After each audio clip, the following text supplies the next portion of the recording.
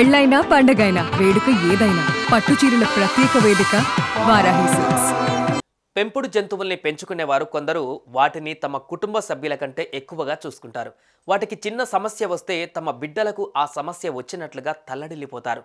ఇలాంటి ప్రేమనే పెంచుకున్న ఓ యువకుడు కుక్క చనిపోయిందని తీసుకున్న నిర్ణయం హృదయ విదారకరంగా పరిణమించింది. ఇంతకీ ఏమైంది?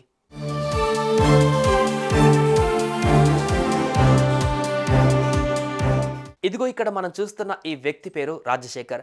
వయస్సు 33 ఏళ్లు. బెంగళూరుకు చెందిన ఈ వ్యక్తి జర్మన్ షెపర్డ్ జాతికి చెందిన ఓ శునకాన్ని చిన్నప్పటి నుంచి పెంచుకుంటున్నారు. దానికి ముద్దుగా బౌన్సీ అని పేరు పెట్టుకొని ముద్దుగా పెంచుకుంటున్నారు.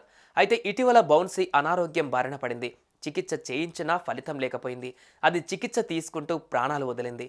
ఆ శునకాన్ని ఖననం చేసిన రాజశేఖర్ దాని స్మృతులను ఇసుమంతా కూడా మర్చిపోలేని రాజశేఖర్ ఖననం చేసిన తర్వాత ఇంటికి వచ్చి దాని చైన్తోనే ఉరివేసుకొని ప్రాణాలు వదిలారు.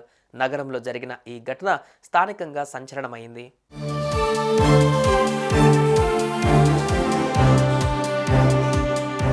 పెంపుడు జంతువుల పట్ల అపారమైన ప్రేమాభిమానాలను పెంచుకోవడాన్ని ఎవరూ ఆక్షేపించారు. కానీ పోయిన వారితో పాటు తాము పోవాలనుకోవడం అంత కరెక్ట్ కాదన్న అభిప్రాయాన్ని ఈ వార్తను నెట్టింట చూసిన ప్రజలు కామెంట్ చేశారు. వారి కామెంట్లలో నిజాన్ని ఎలా కాదనగలం? సుమన్ టీవీలో మీ పర్సనల్ అండ్ బిజినెస్ ప్రమోషన్స్ కోసం కింది నెంబర్కి కాంటాక్ట్ చేయండి.